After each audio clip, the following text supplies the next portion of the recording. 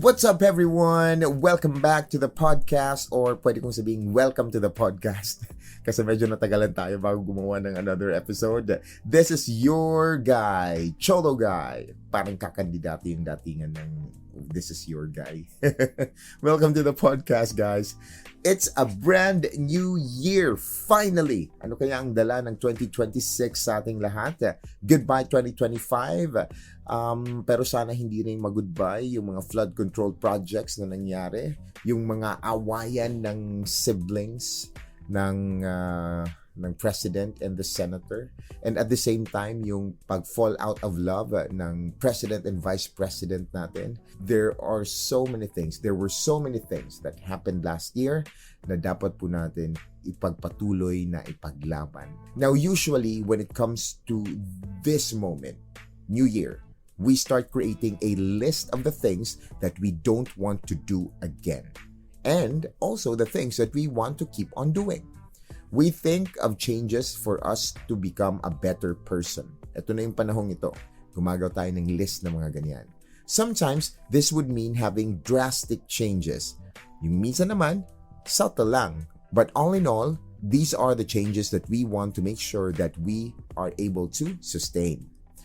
Change is not a comfortable thing, especially when we are used to doing it. May mga bagay na gusto nating palitan na, ayusin na, hindi na natin gawin ulit, pero mahirap lalo na kung nakasanayan. Years ago, I decided to stop smoking, and it was not an easy decision. My way, yung ginawa kong paraan was really tough and really drastic. I just all of a sudden ditched the cigarettes. Tinapon ko yung mga lighter, posporo, at nag-decide lang akong ayoko na tong gawin. Thank goodness I never noticed or suffered any withdrawal syndromes. Pero may isang bagay ako na tinigilan. There's one thing that I stopped for health purposes that actually made me suffer for a couple of days. And that's leaving caffeine. Nag-decide ako a year ago to stop coffee. I was thinking that I should take control of my life, and that coffee was very addicting already. And stopping coffee was not an easy thing. I had all kinds of withdrawal symptoms, all signs mula ulo hanggang paa, from headache to losing focus. It was so hard, but here I am, caffeine-free. There are so many reasons why we are not able to do our New Year's resolution list. Kasi minsan, talagang gusto natin gawin yung mga bagay-bagay, gawa tayo ng list, but we fail to do them.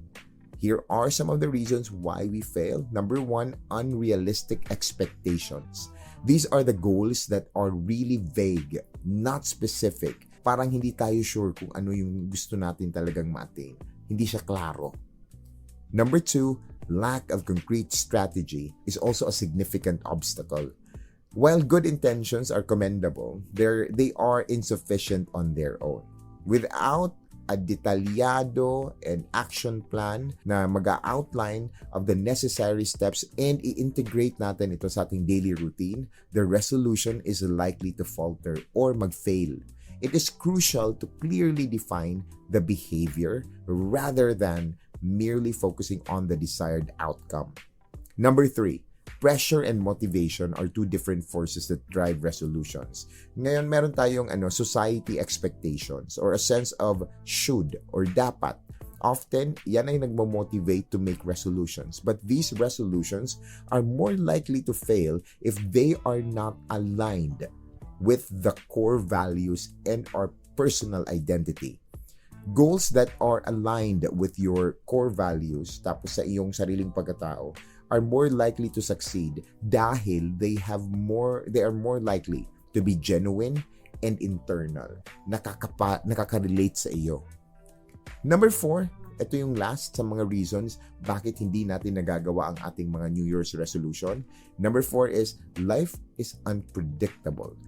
Unfortunately, many people fail to foresee potential obstacles and create contingency plan, leaving them unprepared when difficulties arise. Kapag may problema na, hindi tayo handa kasi hindi natin napag-isipan, napagplanuhan ang mga what ifs.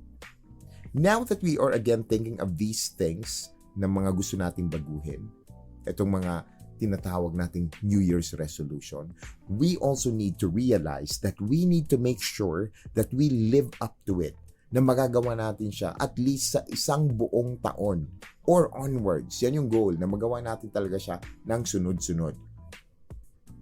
So last year, I was reading on tips kung paano maging stay focused.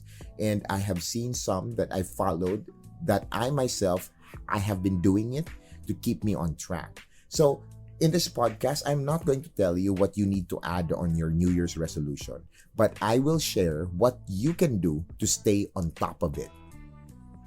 Number 1, set SMART goals. Like literally SMART. S for specific, M for measurable, A for achievable, R for relevant, and time-bound para sa letter T. Let's start with letter S, specific. Instead of saying na I want to be fit this year, dapat hindi ganun ka-vague. So let's be more specific. So we say, I'll work out for an hour every MWF. Letter M, measurable. If you want to save money, have a number in mind. Dapat may iniisip kang amount. Pwede ka mong sabihin 50,000 pesos, 100,000 pesos para easier for you to know if you're close to your goal. Kung mas malapit mo na ba siyang makumpleto, mas maganda yung ganon. Letter A naman, achievable. Make sure that what you are aiming for is not a miracle. Yung alam mong pwede mo siyang maabot. Try to make small changes than big ones. So, hinay-hinay tayo. Gawin natin yung mga maliliit muna because once collected, all these small changes, all these small goals, once successful, it becomes one big change. Letter R, relevant.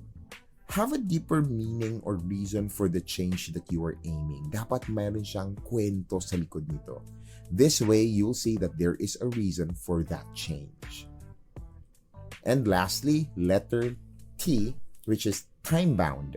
Creating deadlines makes us more accountable, and this turns vague dreams to action plans. May mga nangyayari. Hindi lang siya pangarap. Number 2, plan and track. I am honestly not the type of person who would make a to-do list. Hindi ako ganun eh. But when I started learning to take control of my finances, I realized that planning and tracking are very important. Here is how you can simply track things.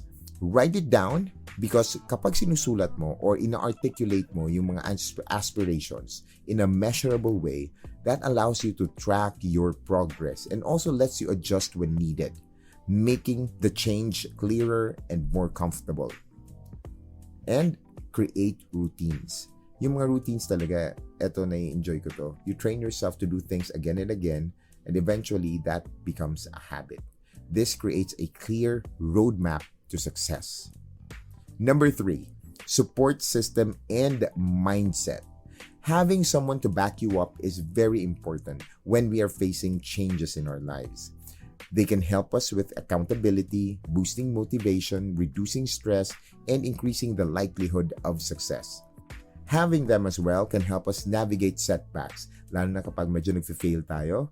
Naku, napakasaya kapag meron kang kasama because they will help you out. They will remind you. Kapag ikaw ay nasobran sa cheat day, napakain ka ng sobrang carbs, they will let you know, uy, sobra na to dapat you need to make bawas. So it's really important to have these people.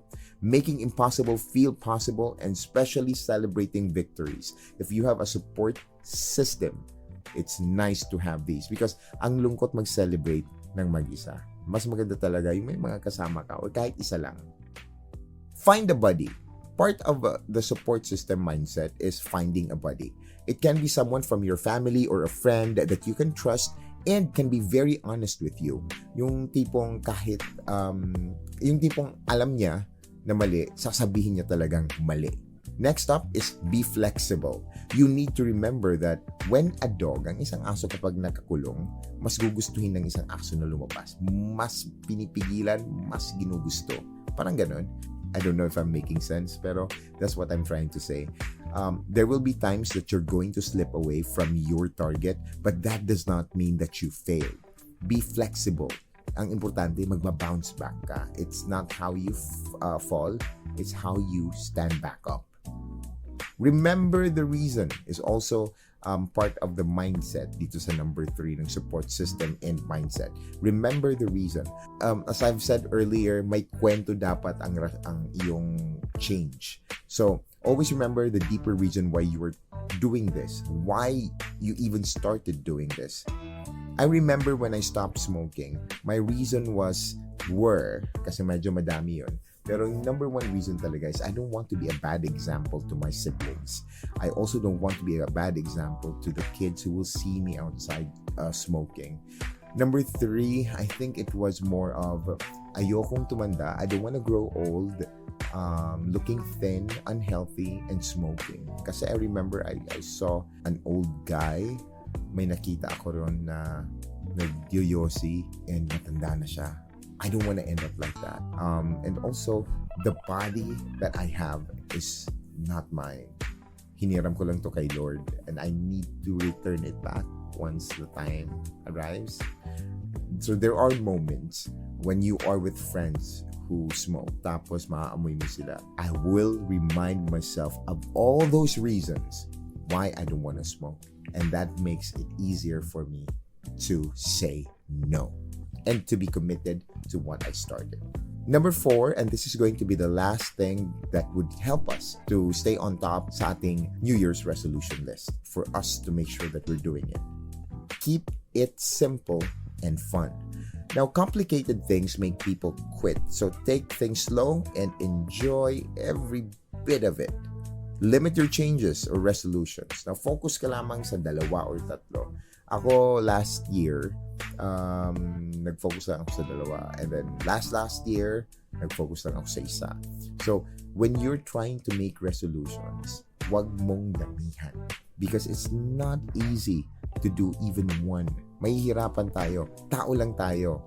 There are so many temptations, and it's always nice to take things slow. Number 2, make it fun. Make it a happy experience.